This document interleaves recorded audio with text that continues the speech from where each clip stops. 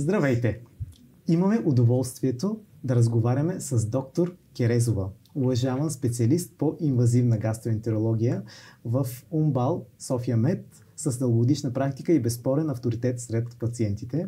С нея ще обсъдим важни теми, свързани с стомашно-чревното здраве, профилактика и съвременните методи на диагностика. Здравейте! Добре дошла! Здравейте, благодаря.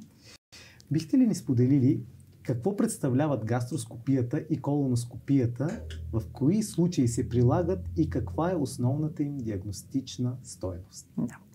Гастроскопията и колоноскопията са профилактични инвазивни ендоскопски процедури, които всъщност представляват основните методи за диагностика в ръцете на гастроентеролога и може би някои хирурзи, не е само гастроентерологично, но основно ние се занимаваме с тази диагностика.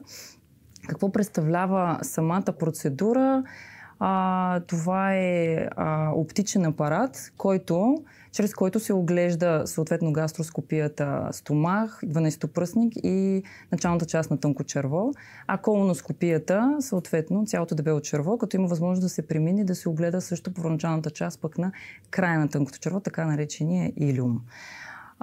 Те се назначават след съответния преглед от гастроентеролог по възможност и различни причини като субективна симптоматика или параклинични изследвания насочват към провеждането на тези изследвания. А какви рискове крие тази процедура?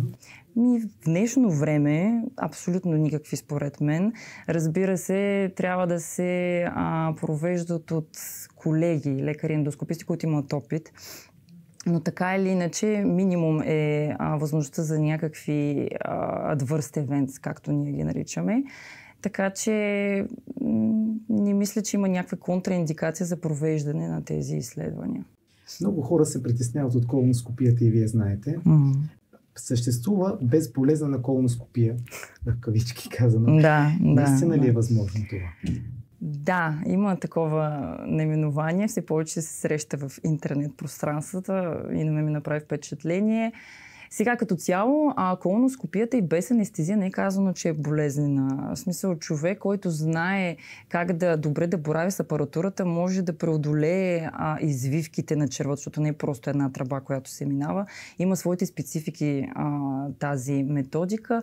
Така че може да бъде проведена и без анестезия или друг вид седация. И просто човек може би ще изпитва някакъв дискомфорт от подуване, понеже самата процедура изисква вкарване на въздух, за да може червото да се разтвори и за да навлезе апаратурата и да има адекватен оглед. Така че не е задължително да има болка, но сигурно ще има дискомфорт. Няма как. Сега вече различните пациенти имат различен болков праг, така че не мога да кажа, не е задължително да има болка. А за така наречената безболкова колоноскопия, която е без анестезия, защото ясно с анестезия няма болка, няма никакъв дискомфорт. Това всъщност представлява напълване на червото с вода. И реално не е нужно да е цялото черво, а точно където са свивките, които всъщност апарата някъде може малко да опъне и да направи така наречения коляно или луп, който ще почне да дърпа червото и да има дискомфорт от човек. И реално, когато се напълни с вода, то просто натежава и по-малко е вероятността за нагъване на апаратурата и някакъв дискомфорт от страна на пациента. Това е. Не е нещо, кой знае какво. Това се прави от много дълги години. Да. Но в никакъв случай не намаля дълготрайността за мен на изследването. Тя пак е толкова като дълготрайност, ако трябва да си изследваме препоръките. И даже до някаква степен може да забави самата процедура, просто защото чисто механично трябва време за напълване на червото, на лумене на червото с вода. И това е. Скоро четах и за напълване на червото с въглероден диоксид. Да, това пропусна да го кажа. Това също подобрява така наречения дискомфорт, който може да се усети от човек след самата процедура. Защото, както ви казах, за да може да се разтвори червото и стомаха, разбира се, трябва въздух. И сега все повече и повече, даже почти всички ендоскопски центрове в България започва навлизането даже на диагностичните ендоскопски изследвания, защото за процедури, примерно по-дълго премахване на полип, си трябва въглеродно диоксид, защото той много по-бързо напуска лумена и се абсорбира от лигавицата на червото и след това го няма този дискомфорт, това пренадуване, нали, повече въздух е вкарал ендоскописта, което не е грешка. И след това човек като се събуди, той сам се оплаква от повече раздуване, тежест, но това излиза след това. Няма никаква проблем. Те не оставят в корема и в червата, така че пациентите не трябва да се притесняват, но този дискомфорт се елиминира до някаква степен, което е добре. Бихте ли ни казали, кога се препоръчва първоначална колоноскопия и има ли възрастов праг? Да. Значи все повече и повече намаля всъщност прага за първоначалната така наречена скринингова колоноскопия. Така че от сега е приет между 45 и 50 годишна възраст да бъде първата колоноскопия на пациенти, които нямат абсолютно никакви оплаквания. Сега малко тук варира и момента с по-специални ситуации от гледна точка, ако имате роднини първа линия, най-често майка, баща, брат, сестра, които имат раково заболяване на дебело черво или така наречените високорискови аденоми.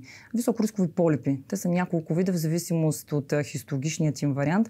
Ние определяме общо взето какъв трябва да бъде, дали е високорисков или не. Там са малко по-сложни нещата. Така че като писано правило е връща се 10 години назад от възрастта, когато е открито раковото заболяване на близкия роднина първа линия. Тогава се прави профилактичната колоноскопия на дадения пациент, който често може да е 40 или даже преди 40 годишна възраст. Тук говорим като няма абсолютно никакви оплаквания, говорим за чист скрининг. Нали, скрининг, за да може да се профилактира евентуално възникване на колоректален карцином. Така че това се препоръчва. Ако се открие някакъв злокачествен момент или образование, кога пак и той се отстранява, следователно, може би по време на самата процедура и се взема биопсия и след това пак кога препоръчвате колоноскопията да бъде повторена? Да, това е много добър въпрос, защото има много голямо разминаване между препоръките, вида на полипа и това, кога пациентите общо взето се връщат при нас. Значи, ако имаме просто пациент, който идва или профилактична колоноскопия, или има някаква симптоматика, която вече не е скрининг, това си е диагностика, ако няма абсолютно никакви полипи, нали, най-честото нещо, което е като преканцероза, са така наречените полипи аденоми. Препоръките в интерес на нашето дружество, на европейското и американското е след 10 години да се направи всъщност контролна колоноскопия. Но тук трябва да се има предвид, че реално, за да сме абсолютно сигурни, че абсолютно цялото черво е огледано и дори малки полипи, които като говорим за 5 мм, 7 мм, това са изключително малки полипи, които трябва да се видят от ендоскописта и да е сигурно, че няма такава находка.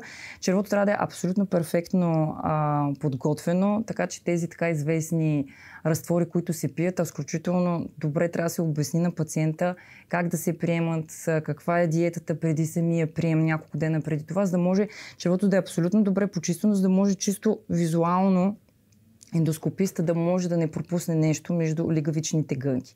И другото вече, разбира се, е самата процедура как е проведена. В смисъл няма това бързо излизане, което ви казах, да се спазват препоръките за по-бавно излизане и оглед на всяка една част от дебелото черво и вече възможностите на самия ендоскопист, така наречения там adenoma detection rate, но това са вече по-така специфични неща. И когато тези неща са спазени, червото е видяно добре и няма абсолютно никакъв полип, няма никакъв проблем човека да бъде насочен за контролна колоноскопия, ако той преди това няма някакви оплаквания, след 10 години. Много полезен разговор, доктор Кирезова. Благодаря ви. Моля, и на мен беше приятно.